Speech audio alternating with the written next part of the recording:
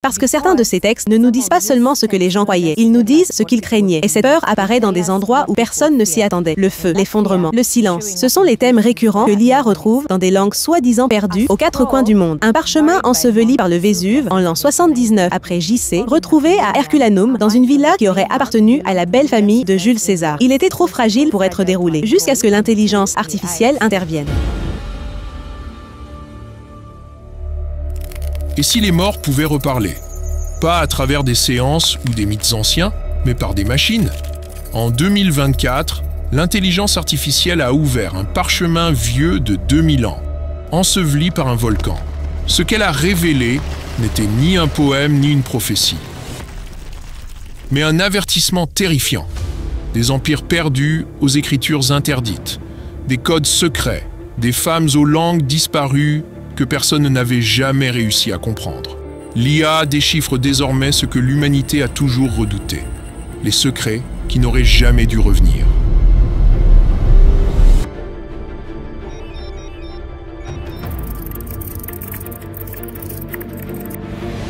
Voici les échos de l'oubli et l'épisode d'aujourd'hui. Une langue ancienne déchiffrée par l'IA. Ce qu'elle a révélé est terrifiant.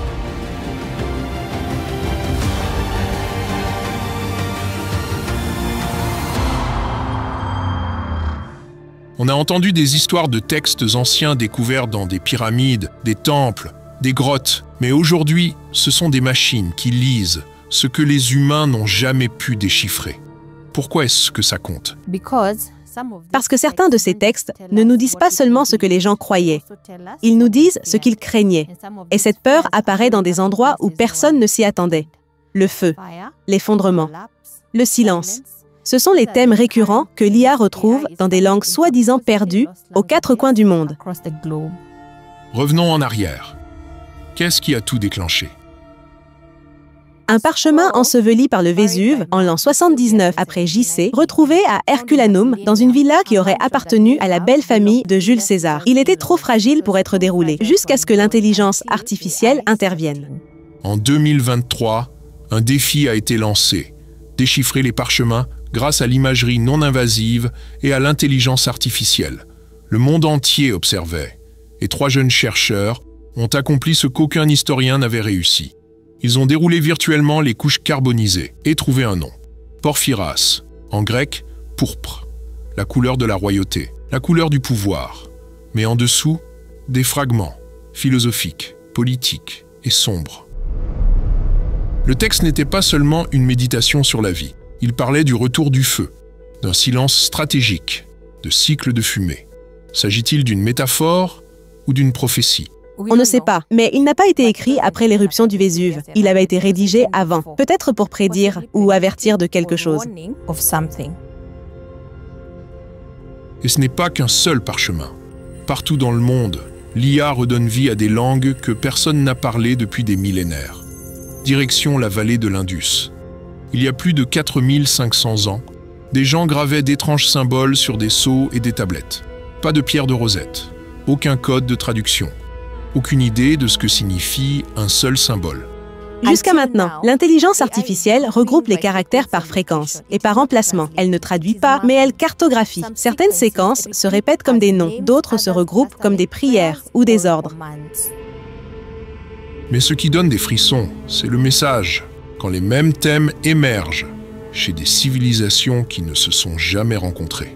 Exactement. Quand le rongo-rongo de l'île de Pâques, la langue étrusque en Italie, et le nushu, une écriture utilisée en secret par des femmes chinoises, commencent tous à évoquer l'effondrement, le silence et une forme de purification. On finit par se demander, était-ce des avertissements? Parlons technologie. Nous utilisons 3 outils principaux: la modélisation du langage, la reconnaissance de motifs et le regroupement de symboles. Avec cela, l'IA n'a pas besoin de comprendre le sens. Elle voit ce qui se répète, ce qui est groupé, ce qui brise le schéma.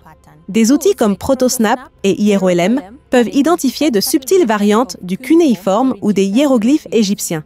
Même des mots effacés, des palimpsestes, sont aujourd'hui restaurés grâce à la RTI et au GAN.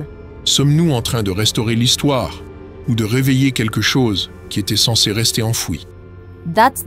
C'est là tout le débat, parce que certains textes ne parlent pas seulement de politique ou d'agriculture. Ils évoquent des rituels de saignement, la synchronisation d'événements célestes avec des sacrifices. Un glyphe maya, retrouvé dans 3 villes différentes, fait référence à la grande soif, une méga sécheresse, accompagnée de chants pour le renouveau. Ça vous rappelle quelque chose? Le désastre climatique? Ou une anticipation spirituelle d'un tel événement? Dans tous les cas, c'est troublant. Il y a aussi le nushu, caché dans des broderies, des chansons et des lettres pliées à la main. C'était une écriture utilisée par les femmes chinoises privées d'éducation. L'IA l'a déchiffré en 2025. Ce qu'elle a trouvé n'était pas de la beauté, mais de la douleur. Des lettres qui parlaient d'amertume tissée dans la lumière de la lune, de filles qui ne parleraient jamais librement, de quelque chose de sombre qui approche sous un ciel lumineux. Était-ce de la poésie ou une vérité cryptée? Pourquoi tant de ces langues déchiffrées parlent elles de disparition? Parce qu'ils ont disparu, presque du jour au lendemain. Pas évolués, effacés, réduits au silence par la guerre, la colonisation, la religion, la politique. Ce n'étaient pas des langues perdues. Elles ont été enterrées. Et puis, il y a le manuscrit de Voynich, peut-être le livre le plus étrange sur Terre. Une écriture illisible, des images étranges, des diagrammes de plantes, des femmes nues dans des bassins. L'intelligence artificielle pense que certaines parties pourraient être de l'hébreu codé. D'autres pensent que c'est une supercherie. Mais une théorie avance qu'il s'agirait d'un guide de sage-femme et de médecine féminine interdite. Donc un savoir destiné à guérir, caché dans un code? Exactement, parce que ceux qui détenaient le pouvoir craignaient ce que renfermait ce savoir. Plus l'IA le déchiffre, plus elle retrouve les mêmes thèmes. Le feu, l'effondrement, le silence et un pouvoir caché. Ces messages viennent d'écritures, autrefois gravées dans des os, peintes sur des murs, chantées en secret. Des messages qui ont vu leur monde s'effondrer, et peut-être le nôtre aussi. Donc la vraie question n'est pas seulement « qu'ont-ils dit ?», c'est « pourquoi ont-ils été cachés ?»